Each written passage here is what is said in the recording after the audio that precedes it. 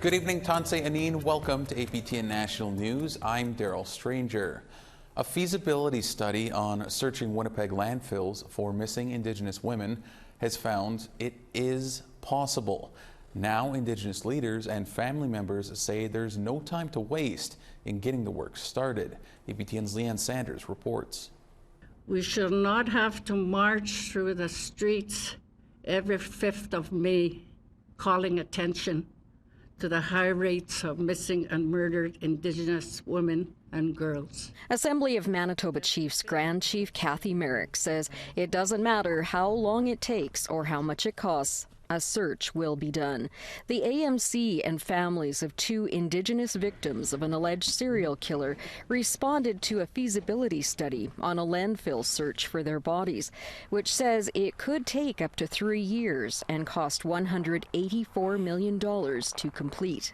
If a search is not carried out, it will demonstrate to all First Nations across Canada that this government condones the despairing act of disposing of First Nation women in landfills. Cambria Harris is the daughter of one of the women believed to have been disposed of in Prairie Green Landfill last year.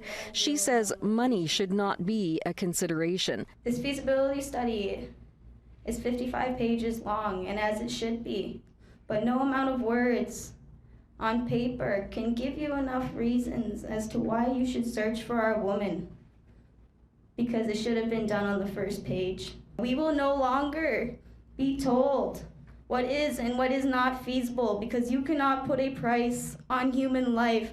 The study came after Winnipeg Police Chief Danny Smythe said in December that a search of the landfills for the victims could not be done.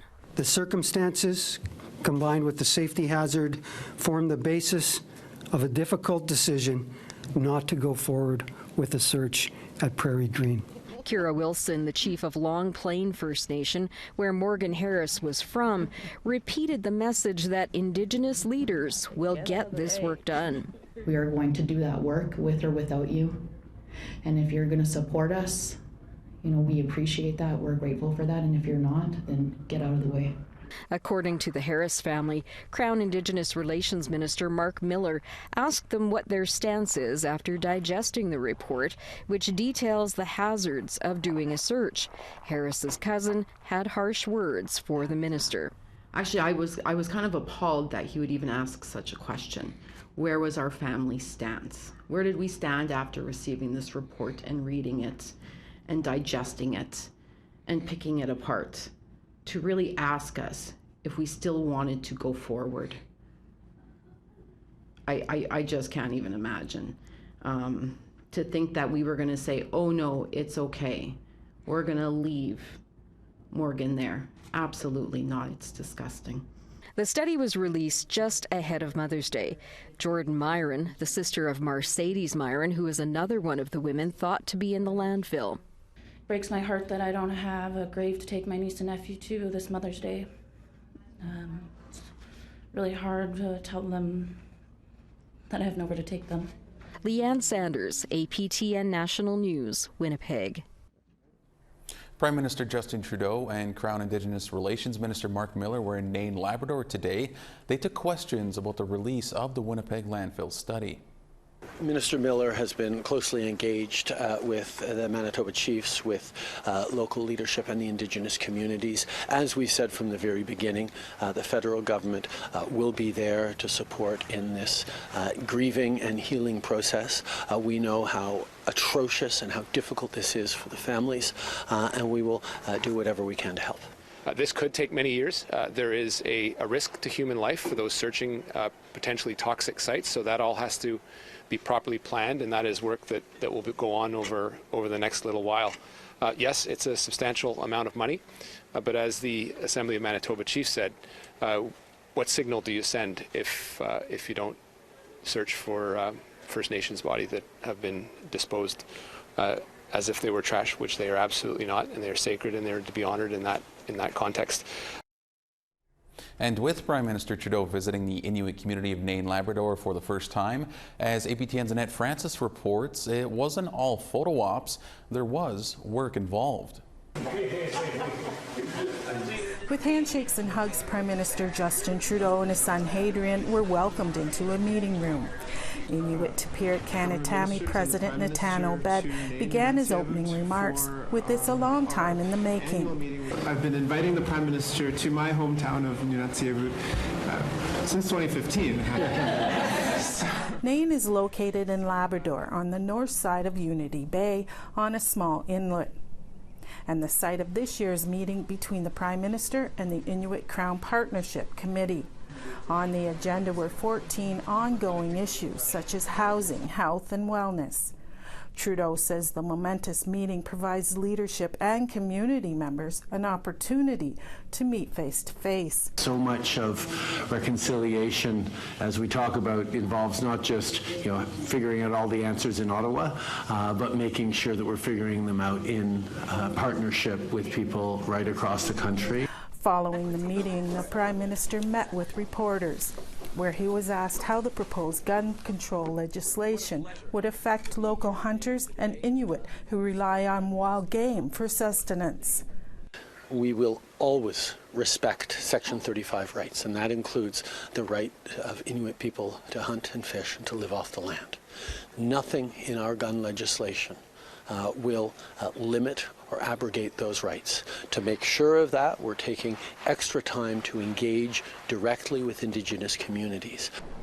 Annette Francis, APTN National News, Ottawa.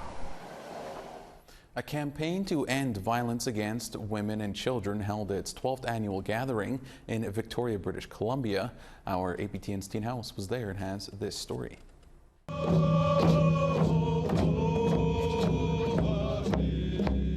12 years ago, father and daughter Raven and Paula Surt were on a family hunting trip along the Highway of Tears in northern BC, and they had a discussion about violence against women and children.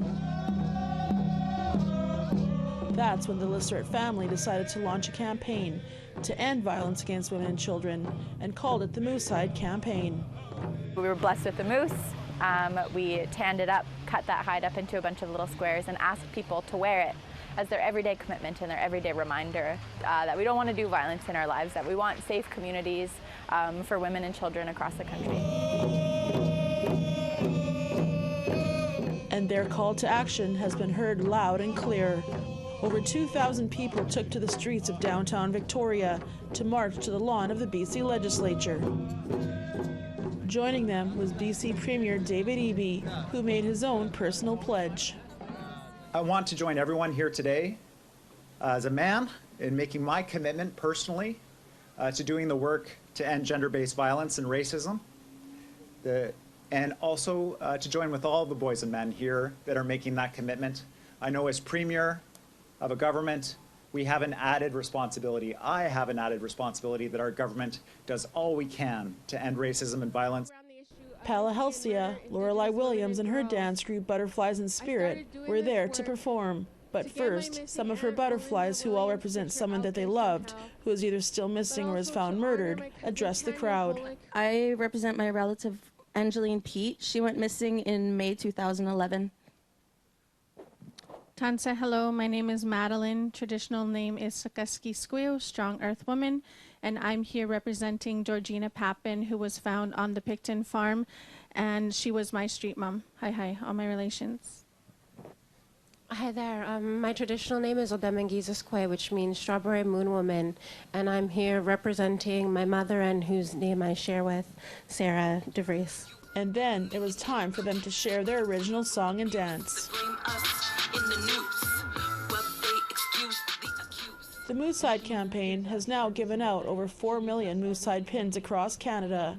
Tina House, APTN National News, Victoria. A dispute between the federal and territorial governments and Nunavut Tungavik Inc. over Inuit employment continues. In a hearing today, arbitrator Constance Hunt found the government has failed to live up to a key promise in the Nunavut Land Agreement and ordered the parties back to the table. Article 23 covers Inuit representation in the public sector jobs at all levels of government. It is just one part of the Nunavut Land Agreement signed in 1993. While Inuit represent 85% of all residents in the territory, they make up just 50% of the workforce, a number that goes down at higher level jobs. NTI proposed a range of solutions, including monetary damages, but ultimately their goal is to increase Inuit employment as outlined in Article 23. The parties now continue a 60-day period to hammer out a deal. And Nunavut's premier said in a statement, in part, that the territory is continuing to develop Inuit training plans, including creating more associate deputy minister positions to bring more Inuit into leadership roles. All right, we have to step aside briefly. We'll have more news still to come. Stick around.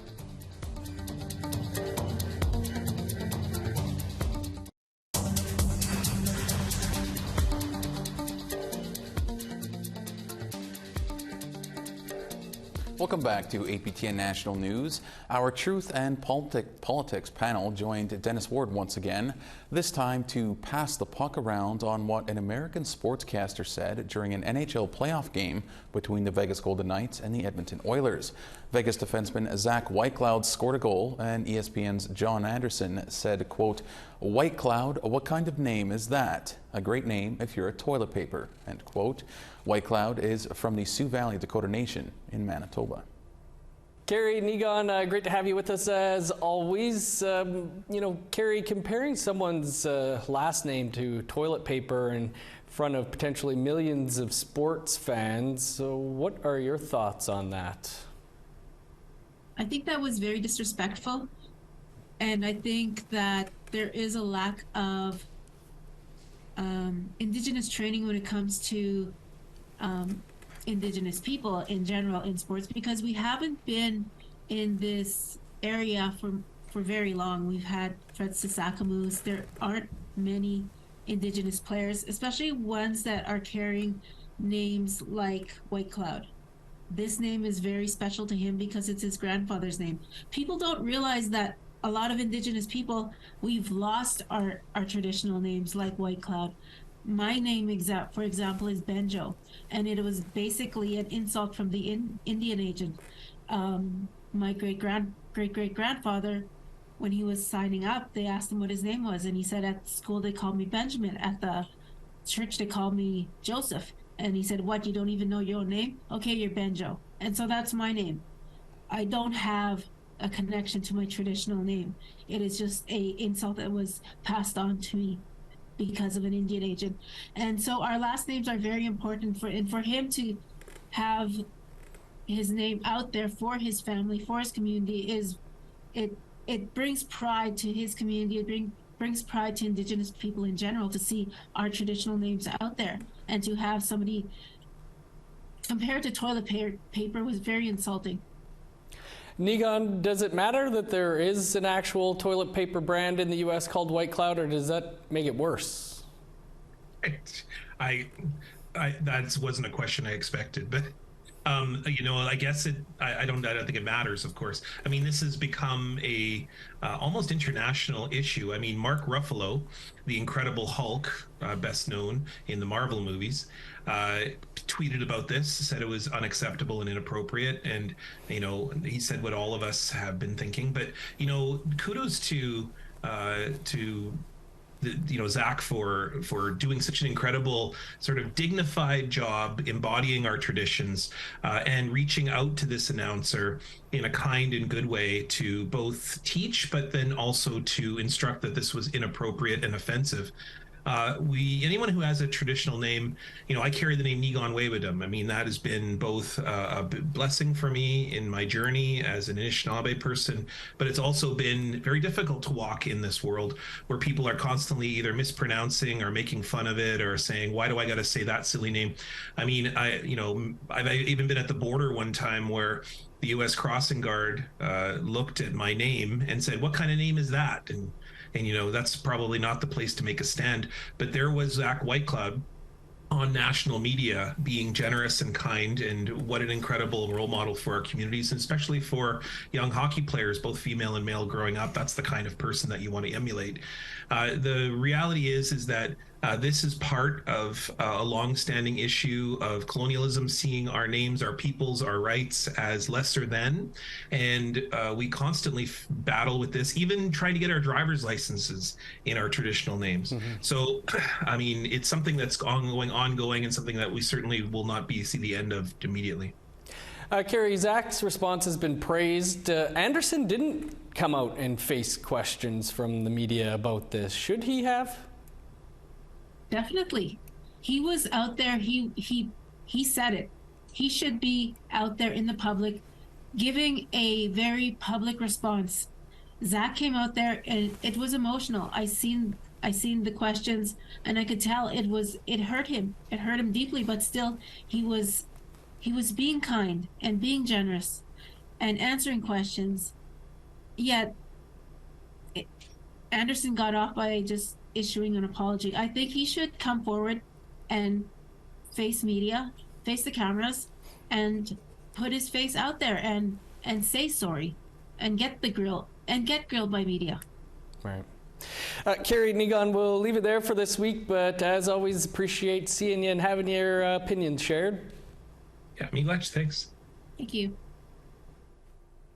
All right, we have to step aside one final time. Our photo of the day and weather are next.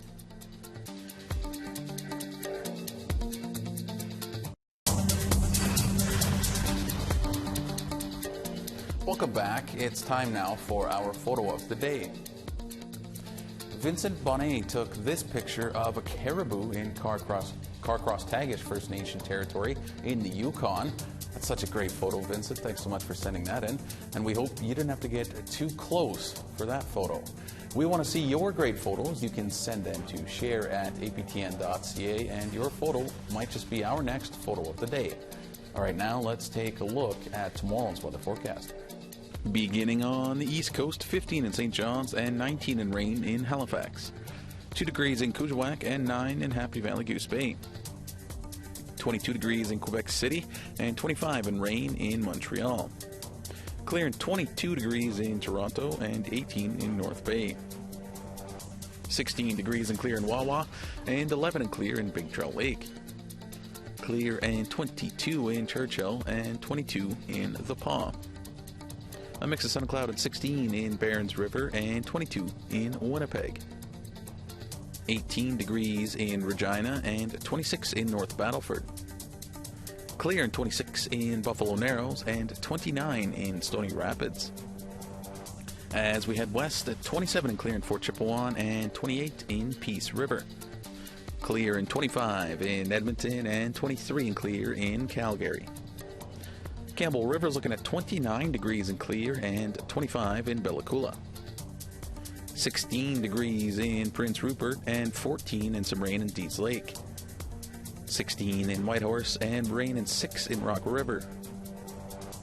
Clear and 20 in Norman Wells and 25 in Fort Simpson. 6 degrees in Inuvik and 13 in Colville Lake. -1 in Cambridge Bay and 18 in Arviat. -2 in Iqaluit and -3 in Iqaluit.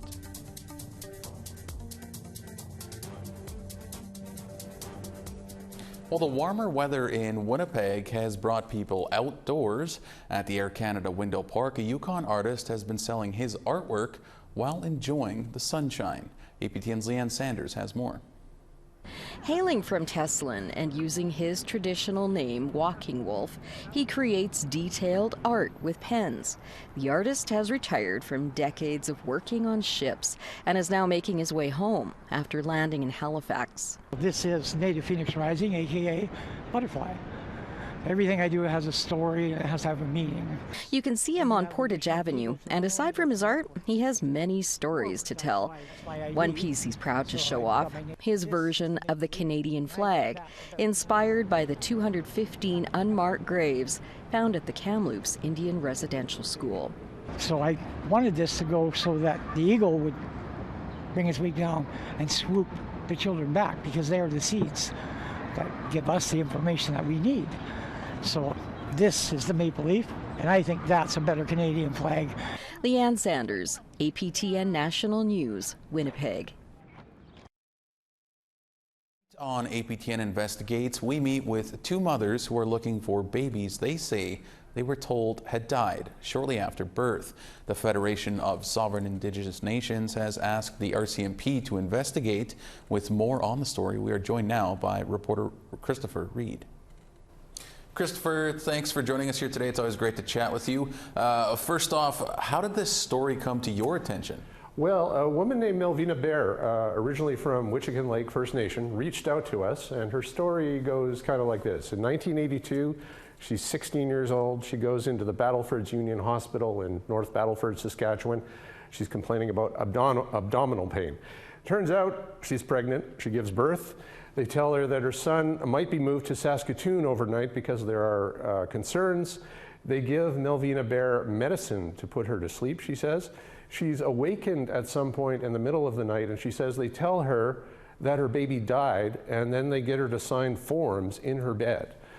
Of course, she's sad. Eventually, she moves on with her life, until at some point, a few years later, she notices that her son's name is on the Witchican Lake ban list.